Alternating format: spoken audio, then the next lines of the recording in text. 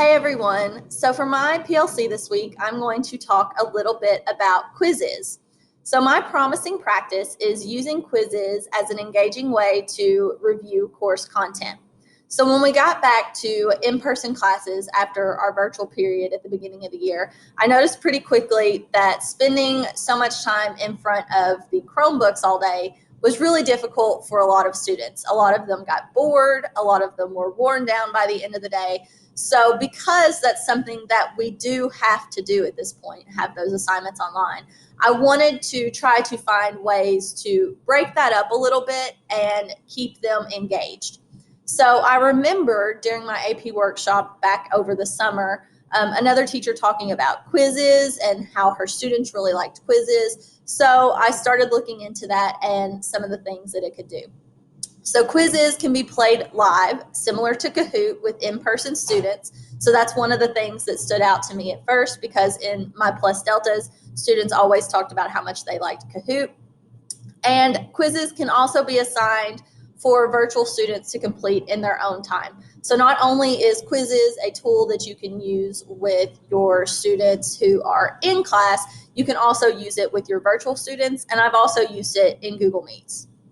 So I've got data from using quizzes. So the first two charts are going to compare the accuracy from one of the quizzes that we completed live in class versus the accuracy on their tests.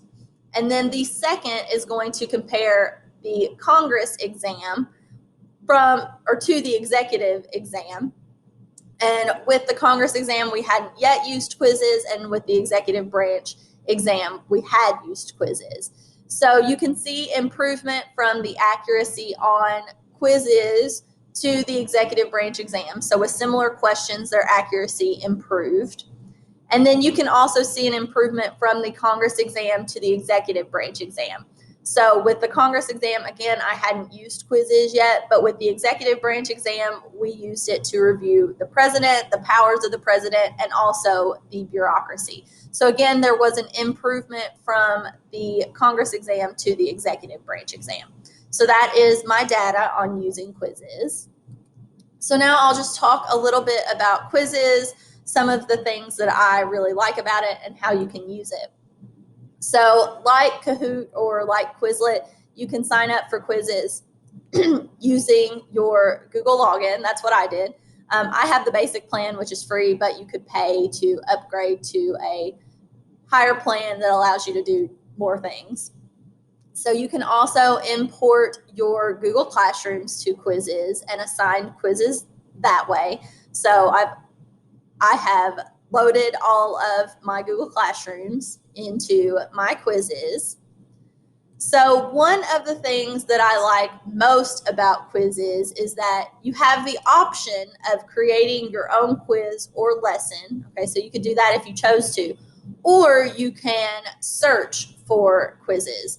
So that is one of the things that I like most, because I found a lot of really good material that's been created by other teachers. So it's a little bit of a time saver. I know for me personally, I make all of my own Kahoots. So this has saved me the time from actually having to make a quiz, because other teachers have already done a really good job with that.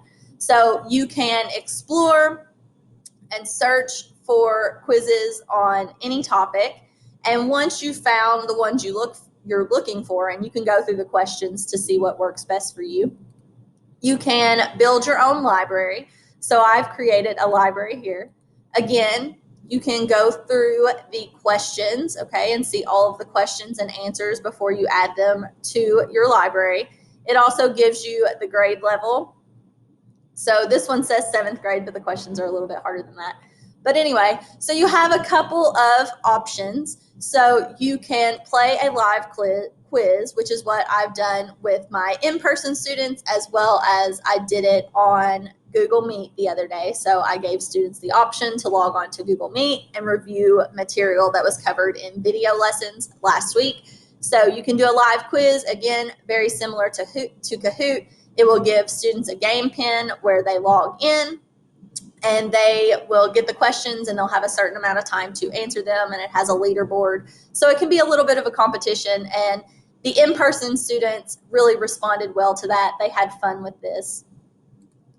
Or you also have the option of assigning it as homework. And this is what I've done with my virtual students. So I've created an assignment and given them the most amount of time I can, which is about 2 weeks, I believe, since I have the free version of Quizzes. So I've left it open and given them the option to log on and complete this as a review, just like the students did with Google Meet or if they were in person. So you can create an assignment. If you want to, you could even create your own quiz and actually set it to be an assignment for certain classes. So that's an option as well. And then there's other settings that you can change when you set a quiz for an assignment. So I've used Quizzes live in class, and I've also provided my virtual students with links to the quizzes that we've done in person so that they can go back and review that material on their own in their own time if they choose to. But you have a lot of options. You can create quizzes and create assignments that you can put in for grades. So lots of different options from Quizzes. Another one of the things that I really like about Quizzes are these reports. So when you complete a quiz with your students, it's going to provide you with a report.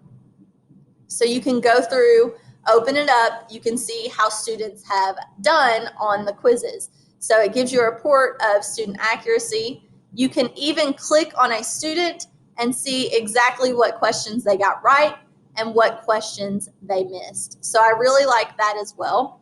One thing that I've noticed in person is that Quizzes gives you an opportunity to really go over things with students and clarify any information. So you can see what questions students have missed. So it gives us that opportunity for more discussion, more clarification. But I do like this reports page so you can see what questions students missed. So this was a 10 question quiz. So some students got 9 out of 10, some 8 out of 10, so on and so forth. But your reports page gives you that option. This here, you can see that I've still got one that is open. So this is one that I've opened for my virtual students for them to complete in their own time. So it started 2 days ago and it's going to run for a week or so. So they, in their own time, can go back and review that content and information if they choose to. And then I also did Google Meets with my students. So if there is maybe a lower score like these here, I know that maybe I need to provide students with more clarification on that specific content, or students themselves know, hey, maybe I need to go back and watch this video and make sure that I am more familiar with this information. So it's good for me, but they're also going to see the answers that they've missed, so it's good for them as well. So a lot of good things with Quizzes. I found it really engaging. The students have responded well to it. Again, it's a lot like Kahoot, and kids really like Kahoot because it's competitive. And again, it gets them out of, just typing answers into a Google Doc. So if you have any questions, I'll try to answer them for you. But again, I found this to be a really useful tool, so I hope that you will too.